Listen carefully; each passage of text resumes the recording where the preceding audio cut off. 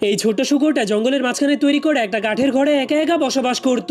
কিন্তু একদিন সে যখন তার খাবার রান্না করছিল তখনই একটা চালাক নেকড়ে তার পায়ের ছাপের পিছু করতে করতে চুপচাপ তার দরজার সামনে পৌঁছে যায়। কিন্তু তখনই নেকড়েটা চালাকি করে তার দরজার সামনে কান্না করতে করতে বলতে শুরু করে, প্লিজ দয়া করে আমাকে তোমার ঘরে ঢুকতে দাও, না হলে আমি ঠান্ডায় জমে মরে যাব। কিন্তু সেই ছোট শুকরটা চালাক নেকড়েটার আসল মতলব ভালো মতোই জানতো।